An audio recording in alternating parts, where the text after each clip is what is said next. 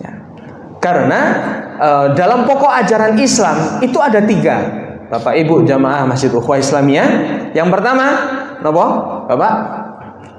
3 pokok inti ajaran Islam itu, yang pertama adalah akidah, yang kedua syariat. Syariat ini adalah tata cara untuk bermuamalah. Nah, ketika akidah dan syariat ini betul, benar dan sahih, maka 2 muara ini akan membentuk sesuatu kelakuan baik yang dinamakan dengan akhlak.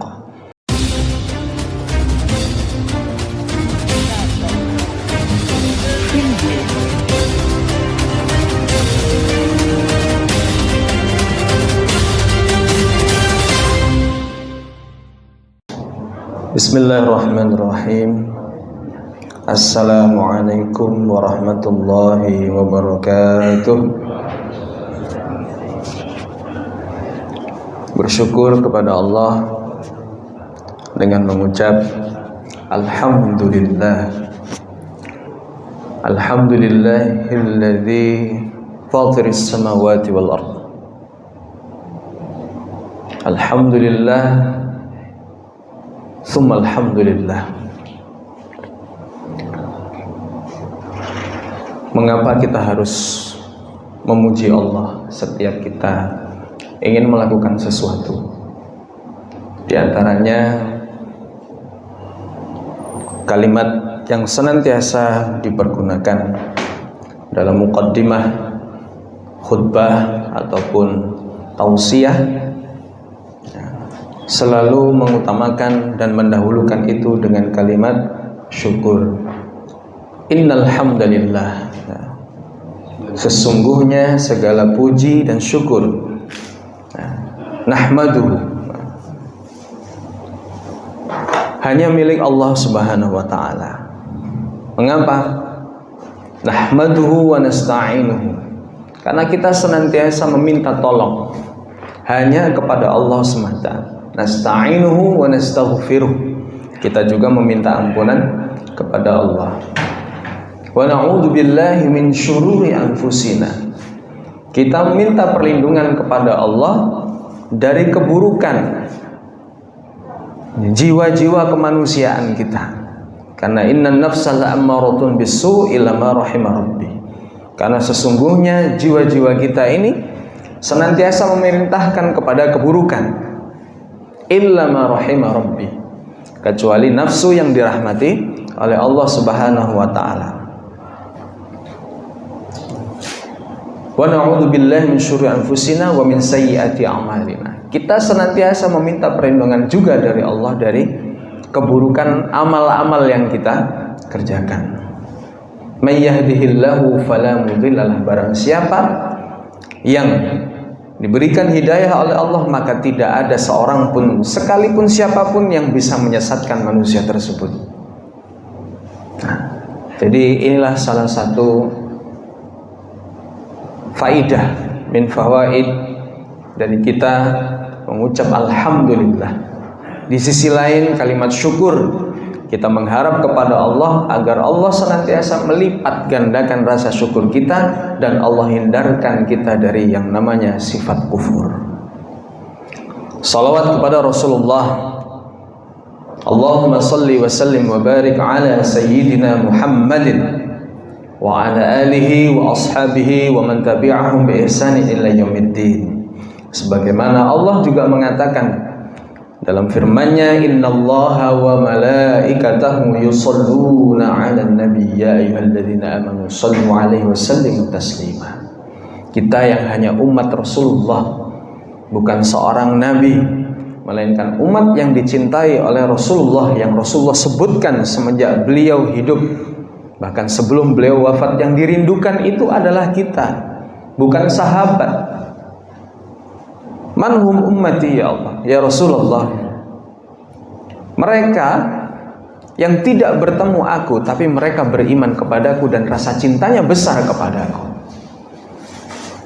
Nah, kita termasuk dalam kategori umat yang dirindukan dan dicintai oleh Rasulullah. Maka layaknya kita sehari bisa bersolawat kepada Rasulullah. Bapak Ibu jamaah Masjid Ukhuwah Islamiyah yang dirahmati Allah, kita mengharap dari kajian pagi ini mudah-mudahan dengan wasilah kita bertawasul dengan kita mengikuti kajian dan belajar pada majelis pagi ini. Semoga Allah senantiasa melindungi kita semua dari segala macam keburukan, hingga Allah limpahkan kebaikan-kebaikan kepada kita semua. Allah limpahkan rahmat, taufik, hidayah, ainayah, dan juga maghfirah untuk kita semua. Dan mudah-mudahan Allah senantiasa menjadikan masjid ini sebagai masjid yang makmur, masjid yang bermanfaat dan menurunkan keberkahan untuk orang-orang sekitarnya dan khususnya jamaah Masjid Ukhuwah Islamiyah. Dan mudah-mudahan yang saat ini sedang diberikan Allah ujian berupa sakit, Allah jadikan sakitnya itu sebagai pelebur dosa. Allah jadikan penyakitnya itu sebagai pelebur keburukan-keburukan yang sudah beliau lakukan, yang akhirnya nantinya Allah bersihkan kita semua dan siap untuk berkumpul kembali fi jannatil firdaus insyaallah. Ala hadhihi niyyah wa ala kulli niyatin salihah. Al-Fatihah. A'udzubillahi minasyaitonir rajim. Bismillahirrahmanirrahim. Alhamdulillahirabbil alamin arrahmanir rahim maliki yaumiddin. Iyyaka na'budu wa iyyaka nasta'in. Shiratal mustaqim shiratal ladzina Bapak Ibu jamaah Masjid Ukhuwah Islamiyah yang dirahmati Allah, kita masih di babus sidq karena hadisnya tidak terlalu banyak. Dan juga ini mengawali daripada tahun baru Masehi. Sebenarnya kalau kita lihat banyak sekali peringatan-peringatan yang di situ kita sebagai umat muslim banyak sekali momen yang kita gunakan untuk meningkatkan amal ibadah kita, khususnya may yattaqillah, meningkatkan ketakwaan kita kepada Allah. Sesuatu yang kita lakukan dalam suatu peristiwa bisa jadi itu menunjukkan bahwa hidayah Allah itu sedang diturunkan dalam diri kita. Karena ibarat kata rezeki yang sudah ditetapkan oleh Allah, ketika kita tidak mengambil rezeki itu dan tidak berikhtiar untuk menjemput rezeki itu, contoh sebagaimana air yang ada di depan saya ini rezeki kita, ini rezeki saya. Tapi ketika rezeki ini tidak kita coblos, tidak kita coblos dan tidak kita angkat untuk didekatkan ke dalam mulut, maka air ini tidak akan terminum. Sama seperti rezeki kita, Allah sudah tetapkan rezeki di setiap makhluk yang diberikan nafas untuk hidup di dunia ini. Sudah dipastikan rezekinya itu pasti ada. Permasalahannya adalah mau tidaknya seorang hamba itu menjemput rezeki yang dalam usaha itu dinamakan dengan ikhtiar. Kalau menurut Imam Malik, rezeki itu tidak usah dijemput, datang sendiri. Ada dua versi. Ada yang tidak usah dicoblos, nanti ada yang nyobloskan sendiri. Itu ada Pak. Kalau itu pasangan suami istri. Kalau jomblo ya nunggu Pak. Siapa yang mau nyuapin, siapa yang mau nyoblosin, gitu. Ya, maka jodoh itu juga harus dijemput dan diikhtiarkan, gitu. Ya, kalau didiamkan saja ya jodohnya nggak akan dapat Pak. Harus dinyatakan, harus dengan ta'aruf, harus dengan khidbah. Itu baru jodohnya miliknya dia. Tapi kalau selama dibiarkan hanya sekedar kupinangkau dengan bismillah, mboten moro-moro. Itu karena sifatnya wanita itu kan dijemput, Pak, bukan menjemput. Nah, harus dijemput. Ngapunten nggih Gus nggih. Baik, kita masuk dalam hadis yang nomor 2 dari babus sidq. Masih ingat ya, bulan lalu kita membahas tentang babus sidq. Sidqun itu artinya kebenaran. Ya, kebenaran ada yang mengartikan juga dengan kejujuran. Nah, di hadis yang kedua ini, ya, yang diriwayatkan oleh Muhammad Al-Hasan bin Ali bin Abi Thalib. Nah, an Abi Muhammad Al-Hasan ibni Ali bin Abi Thalib. Al-Hasan ini cucu dari Rasulullah Muhammad SAW. Ada dua, kakaknya namanya Hasan, adiknya namanya Husain. Anak dari Ali bin Abi Thalib. Yang mana Muhammad Al-Hasan bin Ali ini anak yang dikatakan oleh Abi Thalib sebagai Sayyidul Ummah. Ya, doanya kepada Hasan ini adalah dia menjadi manusia pribadi yang memiliki pribadi yang baik, bahkan punya prestasi yaitu bisa menyatukan umat antara umat Bani Muawiyah bin Abi Sufyan, ya, dengan umat Islam, sahabat-sahabat dari Khulafaur Rasyidin. Ya, maka ketika Muhammad Hasan bin Ali ini menjadi khalifah setelah wafatnya Ali bin Abi Thalib, ada satu prestasi yang di situ disebut dengan Amul Jamaah.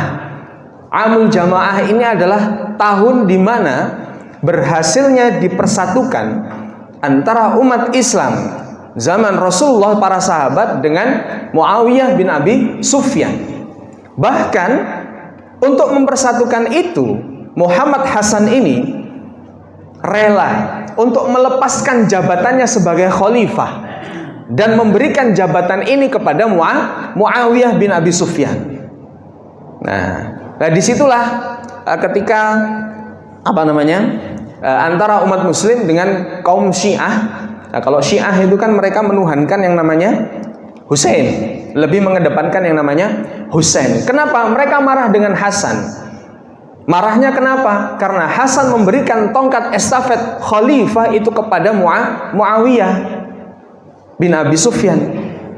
Karena mereka menganggap Muawiyah itu adalah kaum kafir. Tapi mereka terbantahkan. Mengapa terbantahkan? Karena mereka memiliki satu dalil atau satu hujjah bahwa seluruh imam Syiah itu mereka dianggap maksum, artinya bebas dari dosa dan bebas dari kesalahan.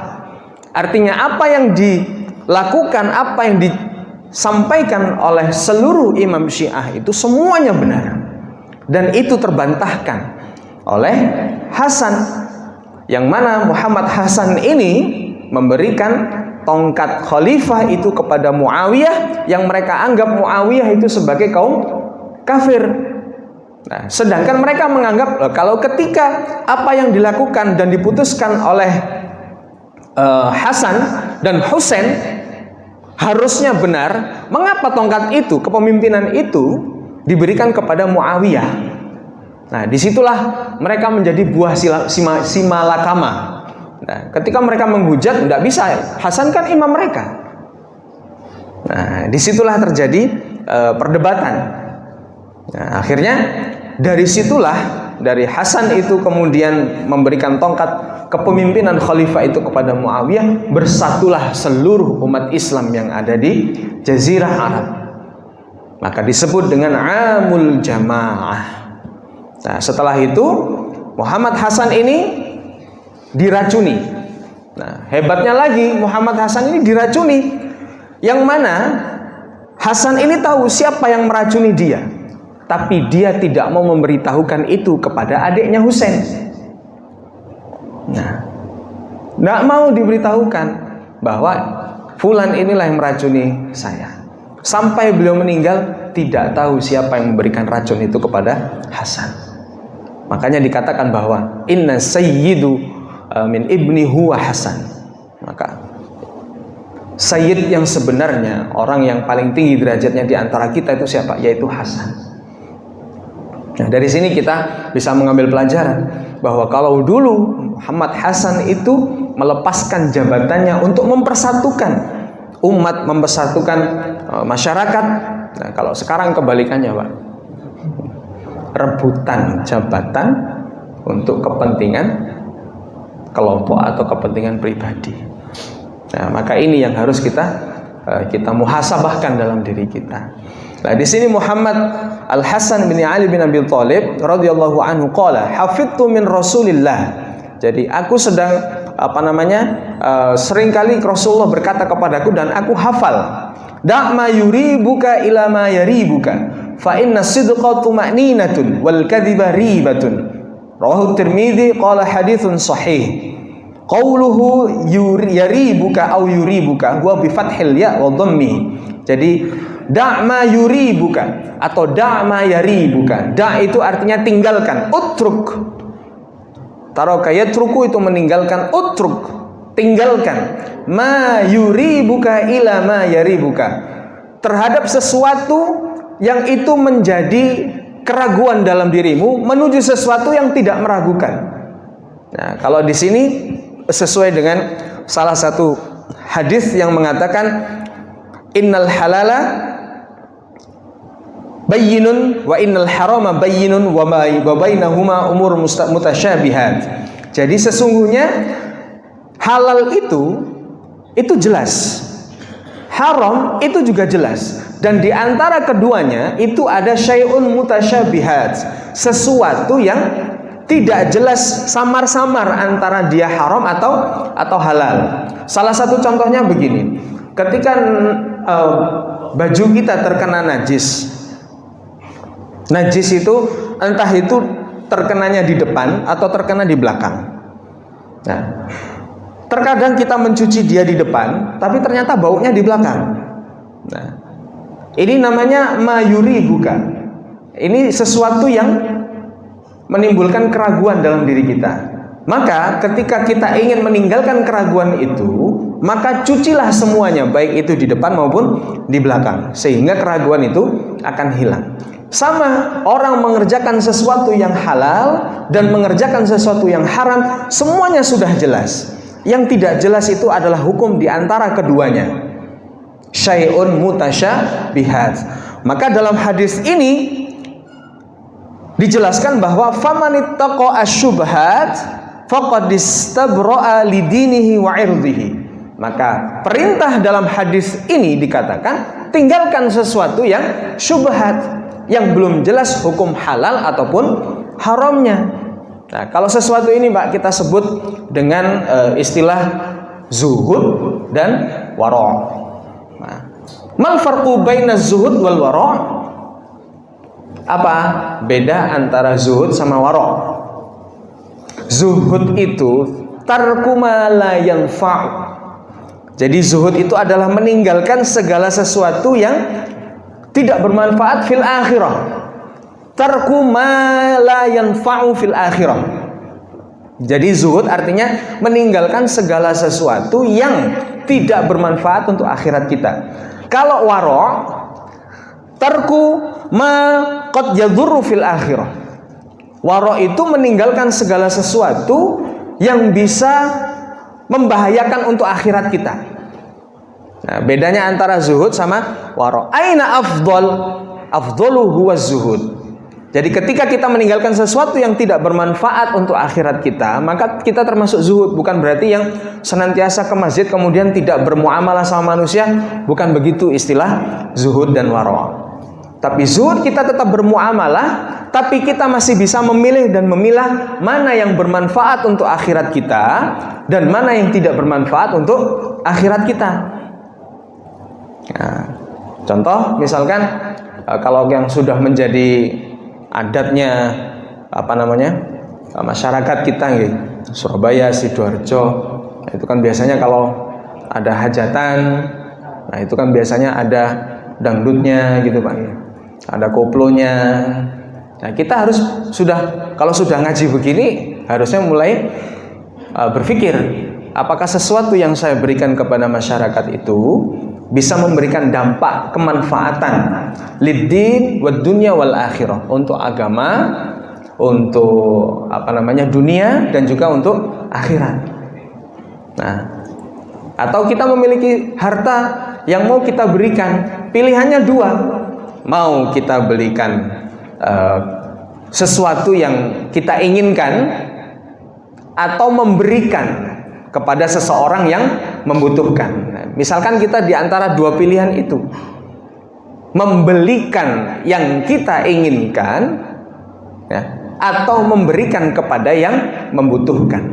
Nah, kalau sudah berkata zuhud dan waro, maka pasti yang dipilih adalah yang lebih dibutuhkan oleh orang lain. Ini salah satu contoh, Pak. Terkadang memang agak sedikit menyakitkan, tapi ketika kita sudah bisa melakukan dan melepaskan, rasanya itu seperti plong gitu. Alhamdulillah ya Allah, sudah bisa memberikan apa yang dibutuhkan oleh orang lain. Sementara yang kita ingin hajatkan itu yang kita inginkan, bukan yang kita butuhkan. Kalau yang kita butuhkan, maka boleh mengutamakan diri kita.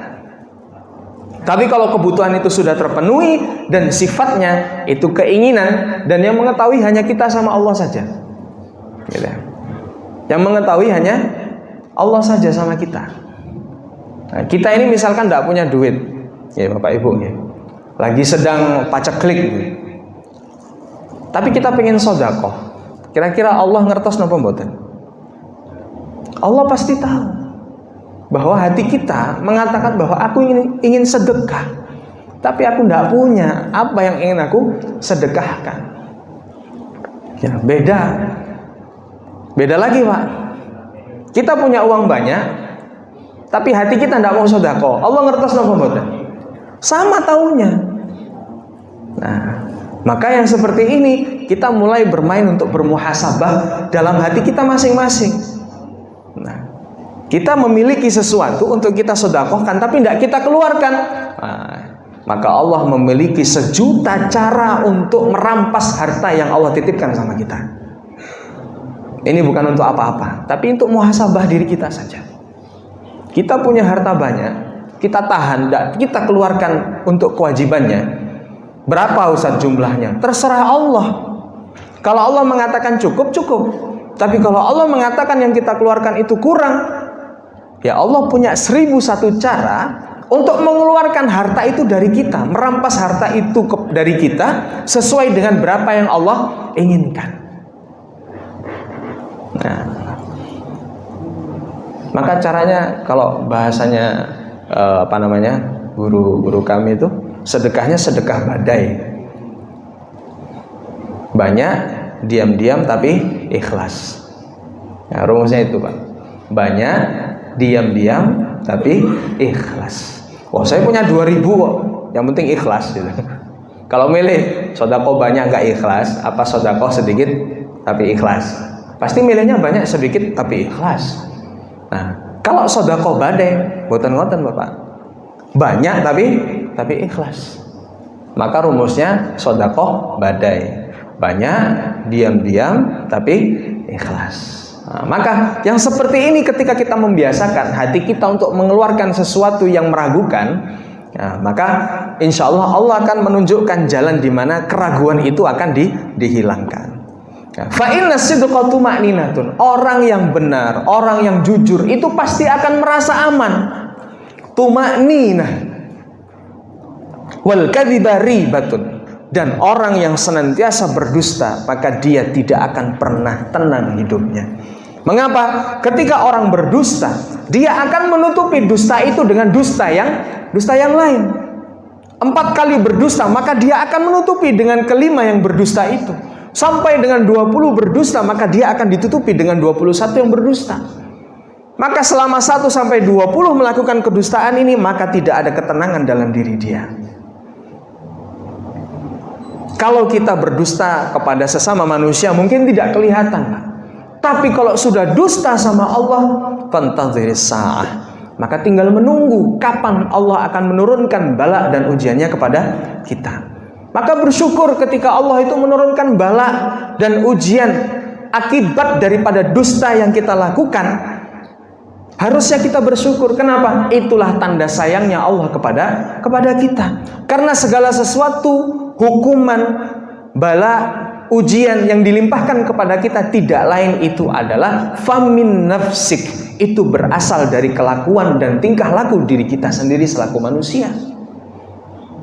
Maka kalau kita saat ini merasa kekurangan, saat ini merasa hartanya kok senantiasa gali lubang tutup lubang, ya, semua usaha kok seakan-akan macet dan tidak berujung pada keuntungan, maka mari kita bermuhasabah dan kita bertafakur. Jangan-jangan masih ada nilai yang menurut Allah belum cukup untuk dikeluarkan dari diri kita, itu masih kita tahan. Jangan-jangan ada kewajiban yang belum kita tuntaskan untuk orang-orang sekitar kita. Makanya kalau jadi guru kan begitu Pak ya. Kalau jadi guru itu kan ketika dulu daftar awal itu kan ditanya, Ustadz mau gaji berapa gitu. Kalau mau gaji ya gajinya 2 digit Pak, 10 juta, 15 juta gitu. Oh iya Ustadz, insya Allah gajinya segitu Ustadz, tapi nanti yang dibayarkan di dunia mungkin hanya 3,5 juta. Itu yang terjadi Pak.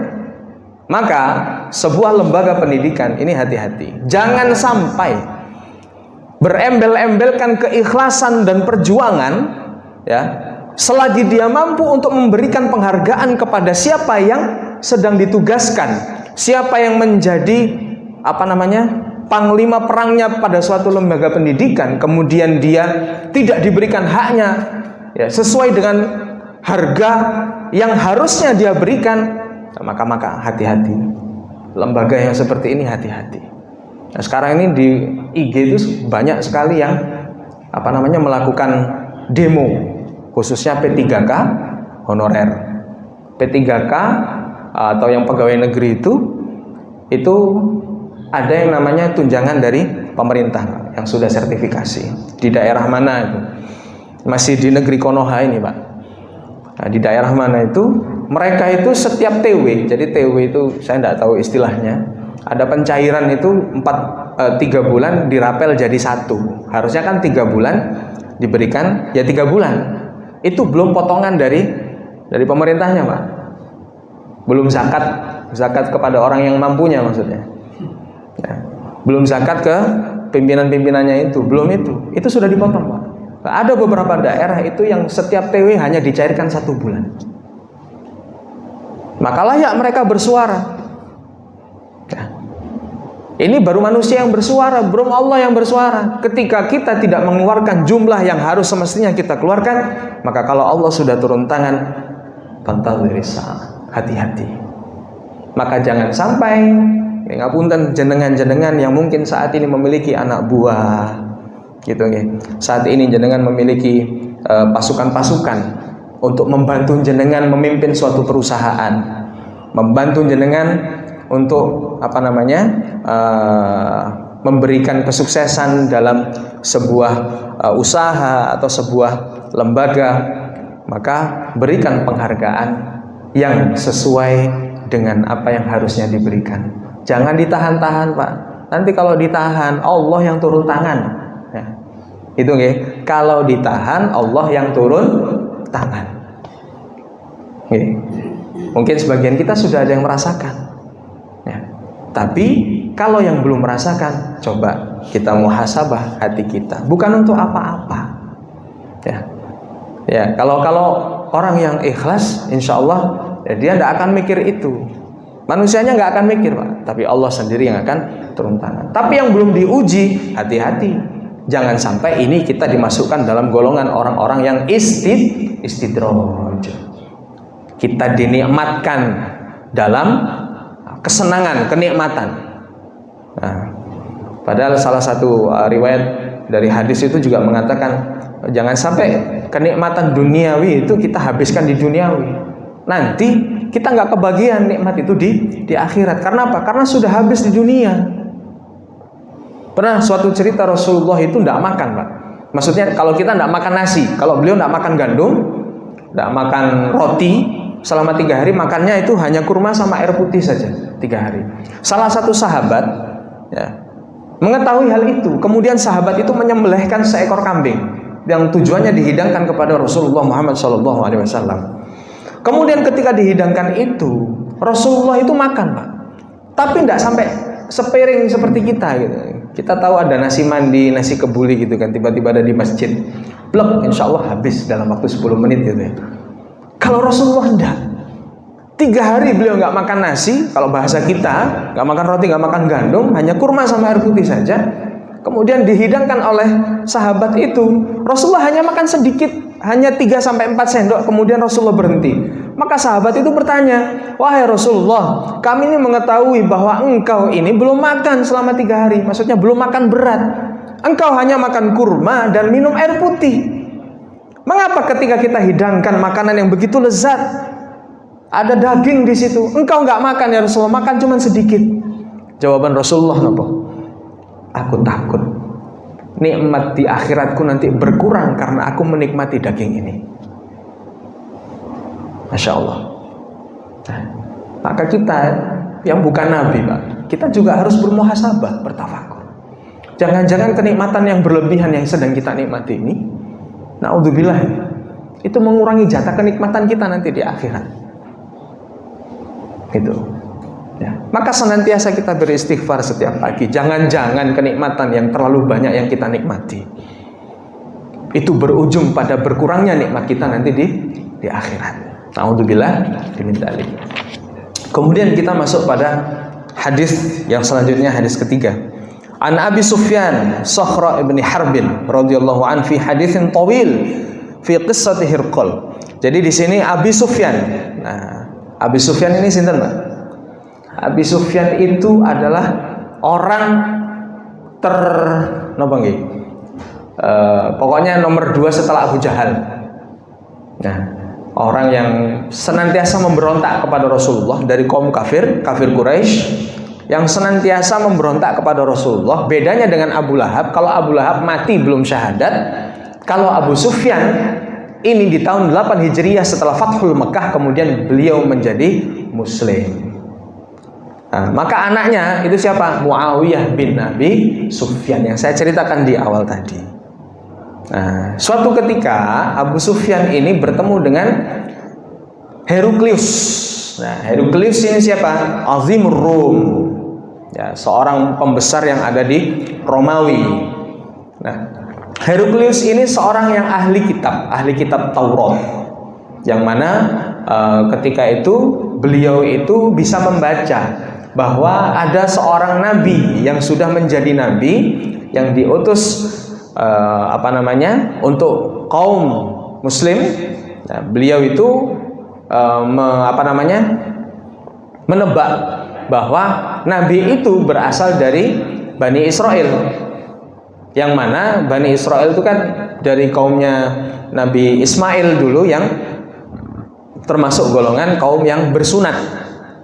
Maka ketika ditanya apakah Nabi ini bersunat, dianggapnya bahwa Nabi Muhammad itu adalah keturunan Bani Israel, padahal Muhammad ini adalah keturunan dari kaum Quraisy.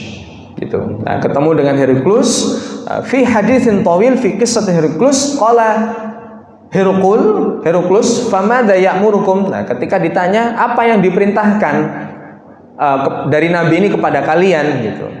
Yakni Nabi sallallahu alaihi wasallam ya'mur au qala Abu Sufyan qultu yaqulu u'budullaha wahdahu la wa la tusyriku bihi syai'an watruku ma yaqulu aba'ukum wa ya'muruna bis shalah was sidqi wal afaf was sillah muttafaqun alaih. Jadi Abu Sufyan mengatakan kepada Heraklius tadi bahwa yang diperintah oleh Nabi Muhammad SAW kepada umatnya adalah satu, u'budullaha wahdahu la tusyriku bihi syai'an. Ya, jadi sembahlah Allah, ya, wahdahu la syarikalah, yang mana tidak ada sekutu baginya terhadap siapapun. Watruku ma yaqulu aba'ukum. Tinggalkan apa yang dikatakan dan diperintahkan oleh bapak-bapak kalian, oleh ayah-ayah kalian. Tinggalkan apa yang diperintahkan, yaitu menyembah berhala, menyembah pohon, menyembah matahari. Nah, kemudian wa ya'muruna bis shalah was-sidqi wal afafi was-silah. Kita lihat apa yang diajarkan oleh Rasulullah di hadis ini. Yang pertama bisa kita petik bahwa dakwah daripada Rasulullah itu ada 2 hal. Yang pertama dakwah tentang akidah, yang kedua tentang akhlak. Yang akidahnya apa? Yaitu memerintah untuk beribadah kepada Allah, u'budullaha wa la tusyriku bihi syai'an. Lalu yang kedua, watruku ma yaqulu aba'akum. Ini akidah. Ya. Karena dalam pokok ajaran Islam itu ada 3. Bapak Ibu jamaah Masjid Ukhuwah Islamiyah. Yang pertama, apa? Bapak? 3 pokok inti ajaran Islam itu yang pertama adalah akidah. Yang kedua, syariat. Syariat ini adalah tata cara untuk bermuamalah. Nah, ketika akidah dan syariat ini betul, benar dan sahih, maka 2 muara ini akan membentuk sesuatu kelakuan baik yang dinamakan dengan akhlak. Nah, di sini Rasulullah memerintahkan yang pertama tentang akidah, yang kedua wa ya'muruna bis-shalah. Bis-shalah ini ada dua konsep. Yang pertama konsep tentang akidah, yang kedua konsep tentang syariah. Tata cara sholat itu masuk dalam syariat. Tapi keimanan ketika sholat itu masuknya dalam akidah. Nah, akhlaknya mana? Akhlaknya wa ya'muru bis-sidqi wal afafi wasillah. As-sidqu yaitu berbuat baik dan berkata jujur. Nah, yang kedua wal afaf. Al-afaf ini ada 2, menjaga diri. Al-afaf itu artinya menjaga diri. Yang pertama menjaga diri dari nafsu, at-ta'fifu 'anil nafsi, ya. Yang kedua at-ta'fif 'anil batn. Jadi menjaga nafsu makan. Jadi perut dan perut ke bawah. Nah, itu yang diperintahkan oleh Rasulullah. Lalu diperintahkan yang ketiga wasillah, menyambung silaturahim. Gitu nggih. Jadi barang siapa yang menginginkan akhirat dan surga, maka sambunglah tali silaturahim. Itu perintah dari Rasulullah. Jadi ketika kita mendakwahkan sesuatu, maka yang tercantum atau yang harus masuk dalam faktor dakwah kita itu diantaranya adalah akidah, syariat, lalu kemudian akhlak. Nah, tidak boleh lepas dari ini. Gitu. Masuk hadis yang keempat, insyaallah sebelum terakhir. An Abi Thabit wa qila Abi Sa'id wa qila Abil Walid Sahal ibn Hunayf wa huwa badriyun. Nah, jadi sahabat ini Abi Sa'id dan Abi Walid bin Hanif, beliau ini termasuk dalam sahabat yang mengikuti perang Badar. Badriyun radhiyallahu anhu. Qala anna Nabi sallallahu alaihi wasallam qala man sa'ala Allah taala asy-syahadah bisidqin ballaghahu Allah manazil asy-syuhada wa in mata ala firashihi. Nah, ini man sa'ala Allah, barang siapa yang meminta kepada Allah atau berdoa kepada Allah tentang syahidnya dirinya, meminta untuk syahid, mati syahid, dan termasuk dalam golongan orang-orang syuhada, ballaghallahu manazil syuhada, maka Allah akan mengabulkan dan menyampaikan, ya, sampai kepada titik di mana orang itu akan mati syuhada. Wa in mata ala firashi, walaupun dia itu meninggal di atas kasurnya sendiri. Maksudnya bagaimana, Bapak Ibu? Yang dimaksud di sini adalah kekuatan doa, ya. Pentingnya kita berdoa bahwa ketika sahabat Abi Thabit ini, ya, dari Abi Sa'id, ketika beliau tidak mengikuti perang, karena yang kita anggap itu kan orang yang mati syuhada itu mati di medan perang. Ya, tapi juga ada sahabat, Pak, yang ingin sekali mati syahid di medan perang, justru matinya itu di atas kasurnya sendiri. Sinten? Yaitu Khalid bin Walid, yang disebut dengan Saifullah. Maka kalau ada anak yang namanya Saifullah itu artinya berarti pedangnya Allah. Nah, disebut panglima perang itu Saifullah. Nah, dia ingin sekali mati berdoa biar mati syahid di medan perang, tidak mati syahid di medan perang.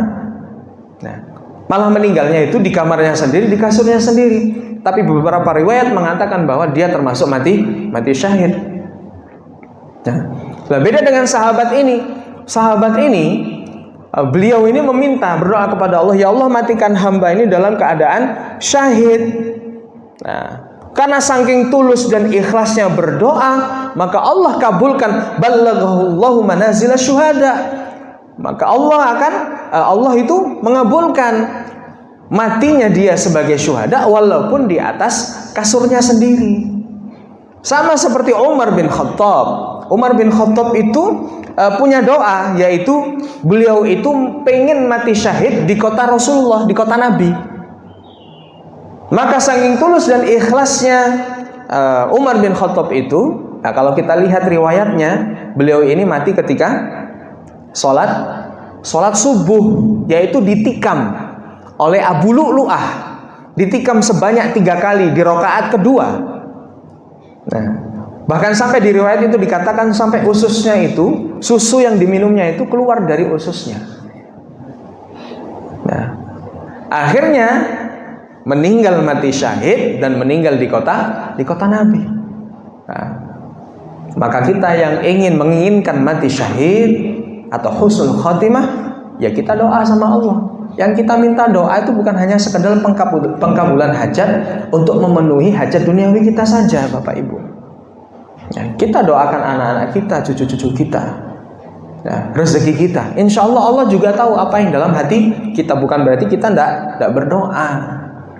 Ya, kembali tadi, Pak, jangan-jangan yang kita doakan hanya untuk memenuhi kebutuhan duniawi kita, maka jatah akhirat kita akan dikurangi ketika Allah kabulkan hajat duniawi kita.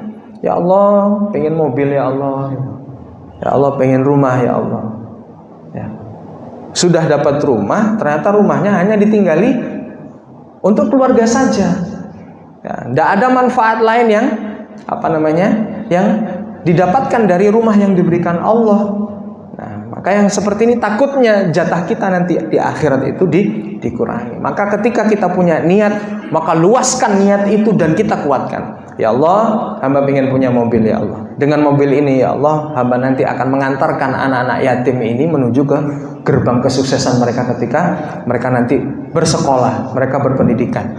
Ya Allah, hamba punya rumah ya Allah. Rumah hamba ini ya Allah, hamba niatkan, hamba hajatkan ya Allah untuk anak-anak yang tidak mampu bersekolah ya Allah. Nah, kalau 8 asnaf itu kan sebenarnya anak yatim tidak ada kan Pak ya? Untuk fakir miskin gitu nggih. Fakir itu kan mereka yang tidak punya penghasilan, sedangkan yang miskin itu punya pekerjaan tapi penghasilannya tidak bisa mencukupi.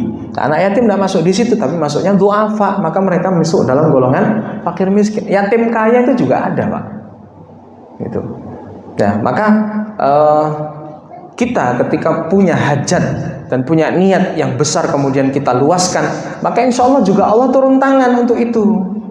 Nah, maka berapapun harta yang kita dapatkan, maka setelah kita terima, kita kasih. Kita terima, kita kasih. Kita terima, kita kasih. Sesuai dengan kebutuhan, kecukupan yang sudah kita miliki, sisanya kita berikan kepada mereka yang masih membutuhkan. Karena dalam harta yang Allah limpahkan kepada kita, itu juga sebagian ada rezeki orang lain. Gitu okay?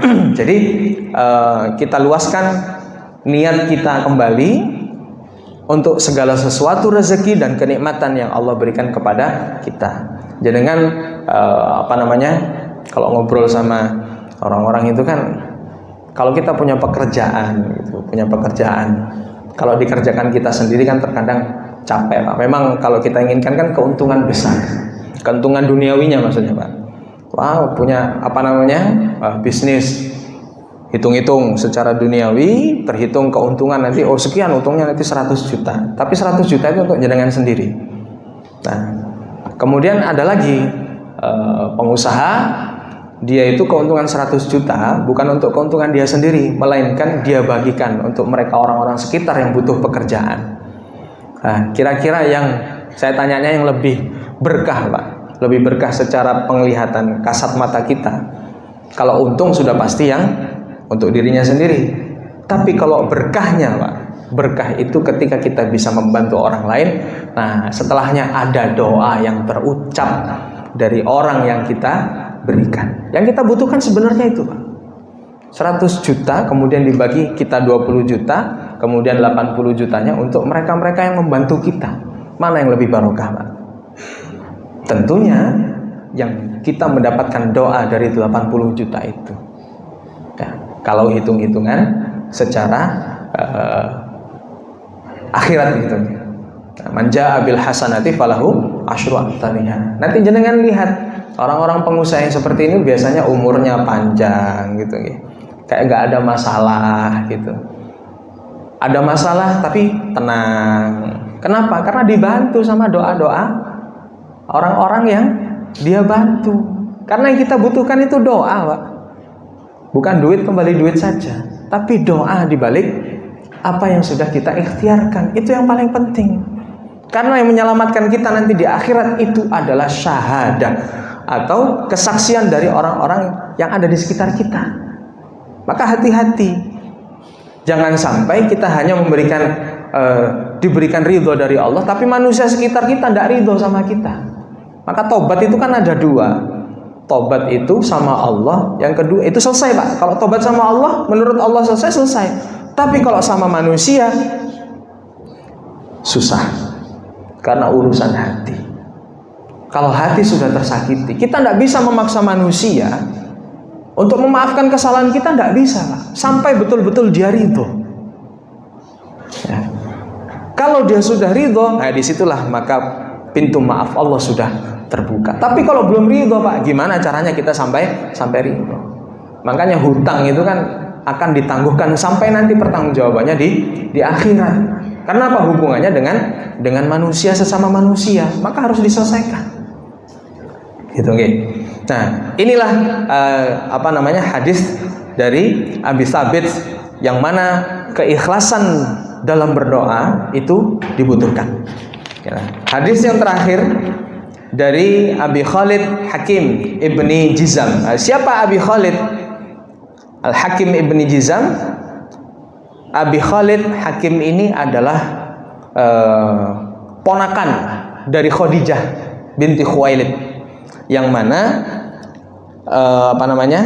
ini dibeli oleh Zaid bin Harithah, kemudian diberikan kepada Rasulullah. Nah, dari Abi Khalid ini beliau berkata, qala Rasulullah sallallahu alaihi wasallam, al-bay'ani bil khiyar ma lam yatafarraqa fa in sadaqa wa bayyana burika lahumma fi bai'ihima wa in katama wa kadzaba muhiqat barakatu bai'ihima, muttafaqun alaih. Di sini diceritakan ada dua orang yang sedang bertransaksi jual beli.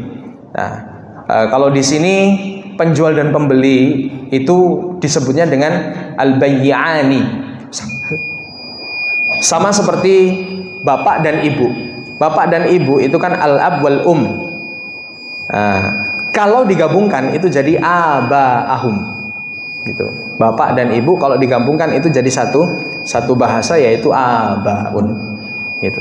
Nah, sama seperti bay'ani, ini penjual dan pembeli. Bil khiyar malam yatafarraqa, itu boleh transaksi, Pak. Transaksi sampai deal, sampai turun keridhaan antara penjual dan pembeli, malam yatafarraqa, sampai badan mereka itu belum terpisah, artinya belum keluar ruangan, itu masih boleh melakukan transaksi. Ya, misalkan tadinya beli, tapi selama masih dalam ruangan itu, ketika tidak jadi beli, boleh, tidak apa-apa.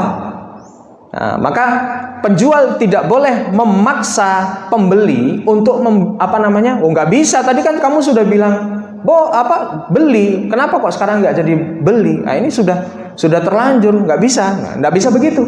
Selama badan ini belum terpisah dalam satu ruangan itu, maka masih boleh bil khiyar, bertransaksi antara keduanya. Ya. Fa in sadaqa wa bayyana burika lahum fi bai'ihima, maka ketika di antara keduanya ya menjelaskan tentang saya menjual motor ini kurangnya ini, nah, saya sudah merawat ini, nanti kalau misalkan ini belum bisa, maka saya akan ramut kembali sampai ini siap untuk dijual, misalkan begitu, Pak. Beli motor, ada kekurangan, disampaikan, dijelaskan. Ya, fa in sadaqa wa bayyana. Fa in sadaqa wa bayyana, ketika si penjual itu menjelaskan dengan detail apa yang dia miliki tanpa menutupi kekurangannya, maka kata Rasulullah, burika lahuma fi bai'ihima, maka Allah akan menurunkan keberkahan dalam praktek jual beli yang seperti ini.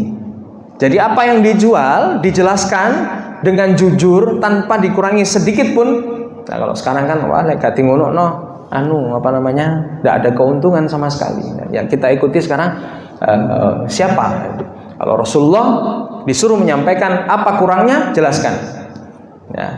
Jadi dijelaskan sampai betul-betul secara detail. Nah, ketika sudah turun ridho biridho antara penjual dan pembeli, kemudian pembeli menyepakati harga dengan penjual, maka disinilah turun keberkahan dalam praktek jual beli ini.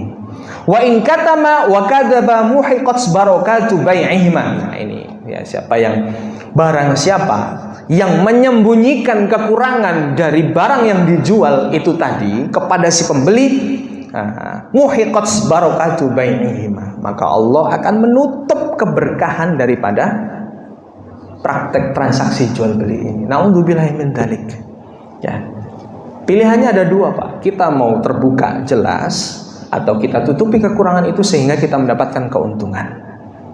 Nah, pertanyaannya, yang mau kita kejar itu keuntungan duniawinya atau keberkahan nanti sampai di akhirat. Untung sedikit tapi berkah, itu lebih baik. Lebih baik lagi, Ustaz, untung banyak tapi barokah. Nah, itulah sifatnya manusia gitu. Mungkin ini yang bisa saya sampaikan. Kira-kira ada pertanyaan? Monggo. 4 hadis insya Allah ini. Monggo, Bapak.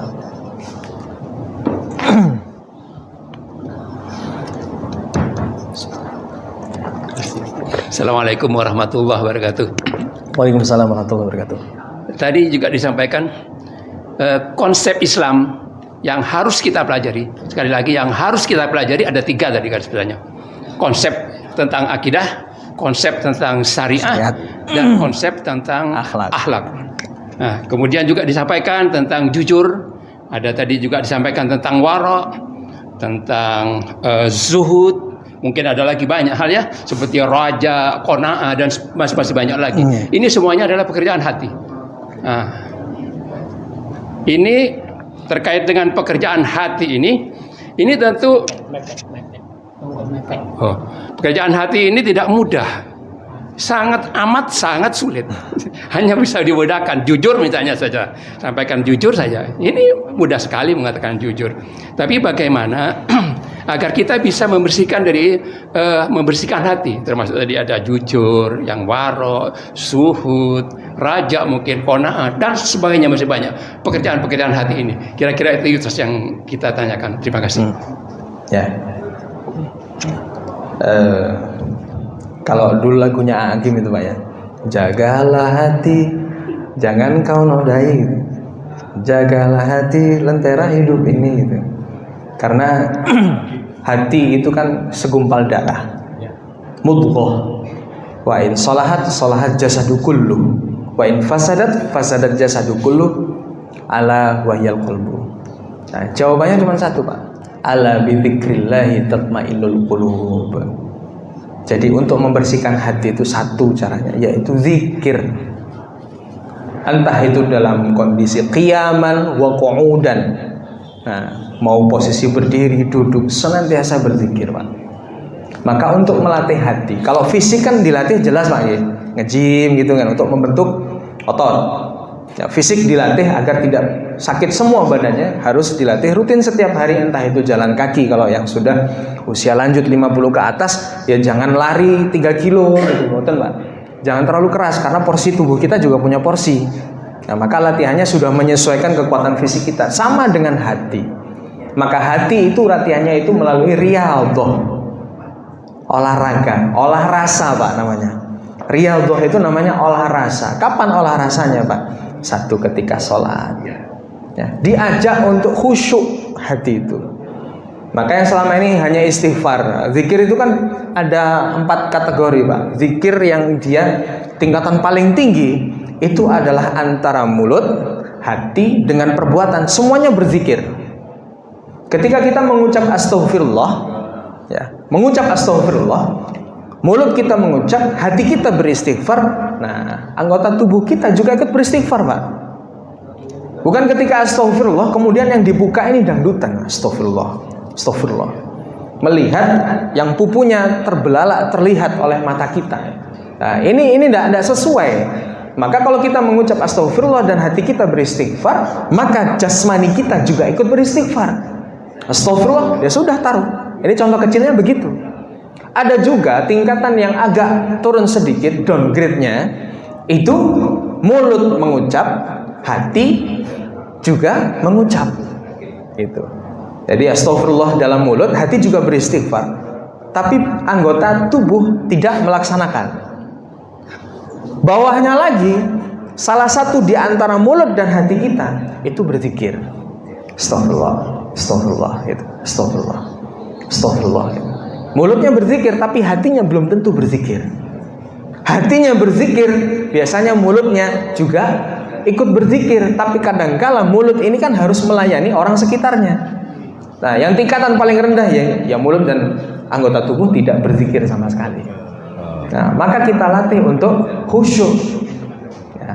Ala bidzikrillahi tatmainnul qulub. Kita berusaha istighfar kita sampai sedalam apa dalam hati kita. Yang baru terucap dalam mulut, maka harus saat ini harus sudah mulai bisa dirasakan istighfar itu ke dalam hati. Nah, kalau dari Ustadz Abdul Somad itu, zikir itu tidak usah macam-macam, tidak usah yang susah-susah untuk kita yang awam gini Pak. Istighfar, kemudian tahlil, la ilaha illallah, habis itu sholawat. Ini dari guru beliau yang ada di Mesir. Tidak usah banyak-banyak. Kalau memang tidak nyampe lagi, cukup Allah, Allah, Allah, Allah. Tapi betul-betul sampai dalam sini Pak. Nanti jenengan rasakan 100 kali kita beristighfar dalam satu hari, 100 saja.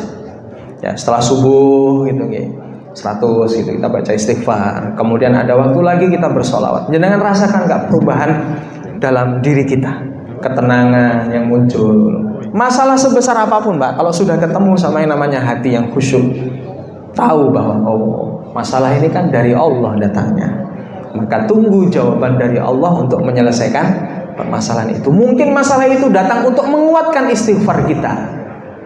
Mungkin masalah itu datang untuk menguatkan kalimat la ilaha illallah dalam diri kita. Mungkin istighfar itu datang supaya kita lebih dekat dengan Rasulullah Muhammad SAW. Selagi itu datangnya dari Allah, maka selalu kebaikanlah yang muncul setelah adanya ketidakenakan dalam hati kita. Gitu Pak. Ya. Yang lain, sampun? Tes. Oh, ada Pak. Ada dari luar. Oke, siap. Ya Ustadz. Terima kasih Ustadz. Tadi menyinggung masalah mati syahid, Pak. Iya. Mati syahid tadi tersinggung sedikit lah ya Ustadz ya. Ketika para pahlawan kita membela tanah air, di dalamnya itu kan ada pahlawan yang non muslim, yang tidak beragama Islam. Apakah ketika mereka itu meninggal masuk kategori mati syahid? Terima kasih Ustaz. Ya. Nah, ini pertanyaan yang sulit ini. Ya. Konsepnya begini Pak. Allah itu punya sifat Rahman dan Rahim. Rahman dan Rahim. Yang mana Allah itu Maha Pengasih. Itu untuk seluruh hambanya. Makhluk yang diciptakannya diberikan sifat yang namanya Rahim, pengasih. Tapi yang penyayang itu hanya khusus untuk umat Muslim. Artinya apa? Ada password Pak, untuk mendapatkan keutamaan-keutamaan yang Allah berikan kepada kita kelak di akhirat. Gitu nggih. Berkah, insya Allah semua makhluk itu akan juga mendapatkan kebaikan setelah dia melakukan kebaikan. Nah, orang mati syahid, dinilai syahid itu kan dia sebagai syuhada yang memperjuangkan agama Allah, ya, memperjuangkan agama Allah, memperjuangkan syariat Islam juga. Sama seperti yang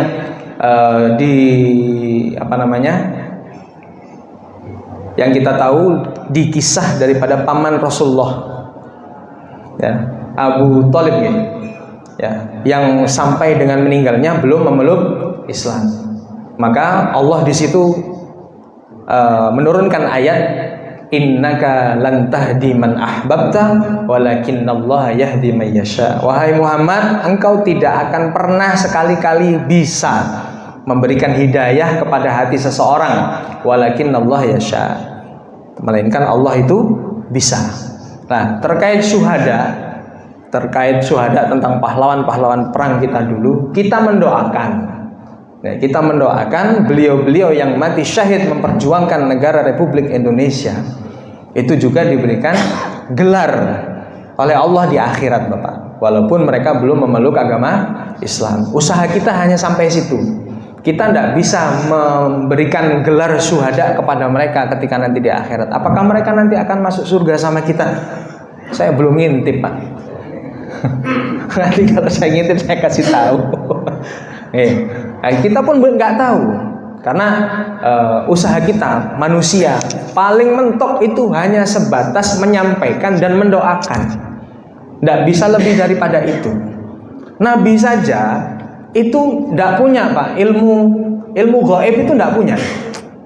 Nabi itu nggak punya ilmu gaib. Nabi Sulaiman itu mengetahui kabar tentang Ratu Bilqis itu kan melalui burung hudhud. Ya, kabarnya kan dari burung hudhud, padahal Nabi Sulaiman juga punya pasukan dari jin. Nah, yang mengabarkan tentang Ratu Bilqis itu burung hudhud, dan hudhud menyampaikan kamu tidak tahu kabar yang dimana aku lebih tahu darimu. Maka Nabi pun itu tidak punya ilmu gaib. Nah, Nabi. Gitu, Bapak. Mohon maaf Ustaz, mungkin diskusi yang menyambung pertanyaan tadi tidak keluar dari itu, nyambung pertanyaan. Ada sebuah riwayat, bahkan ada sebuah riwayat, amalan, mengerjakan amalan justru tidak masuk surga, justru masuk neraka. Ada 3 amalan itu. Antara lain itu, dari 3 hal itu termasuk orang yang mati syahid. Ketika nanti di yaumil qiyamah ditanya, apakah kamu sudah makan? Apakah kamu sudah ini? Dijawab, mengamalkan agama Islam. Sudah. Dijawab, sudah, semuanya sudah. Apakah kamu, sesungguhnya saya, dia dalam dialognya, sesungguhnya saya ini dalam kehidupan saya memperjuangkan agama Islam. Kemudian kita meninggal syahid. Tapi apa kata Abang? Kamu bohong itu. Kemudian dilempar ke neraka, ya kan, dilempar ke neraka. Ya. Nah, terkait dengan pertanyaan tadi itu. Ya. Saya think kalau orang jelas tadi, kalau orang bukan non muslim, sekalipun dia membela negara kita, itu tetap saya kira analog dengan tadi bahkan orang yang beriman pun itu bisa jadi belum masuk. Tidak bisa masuk karena tadi sudah sebetulnya di awal Ustadz sudah menyampaikan karena tidak punya password. Gitu. Itu sebetulnya kuncinya di situ. Ini diskusi, mohon maaf diskusi. Ya, sebenarnya kalau yang 3 hadis itu, Pak, ada orang berilmu, ada mati di medan perang, sama orang yang bersedekah.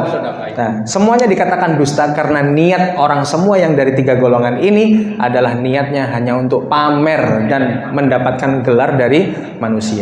Kuncinya di niat, Pak, kalau seperti itu. Kemudian Allah memberikan gelarnya, tapi gelarnya tidak di akhirat. Gelarnya di dunia. Mereka yang beramal hanya mereka dapat gelarnya di pasaran dermawan. Betul.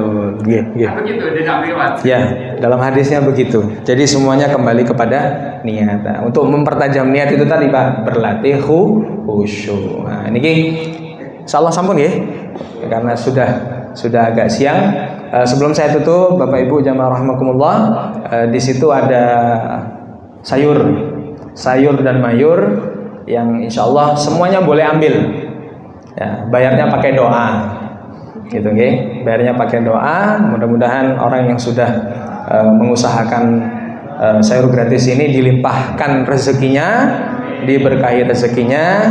Mudah-mudahan yang mau bersedekah sayur lagi, monggo, biar lebih banyak, Pak. Gitu, nggih. Saya akhiri, kurang lebihnya mohon maaf. Subhanakallahumma wa bihamdika asyhadu an la ilaha illa anta astaghfiruka wa atubu ilaik. Assalamualaikum warahmatullahi wabarakatuh.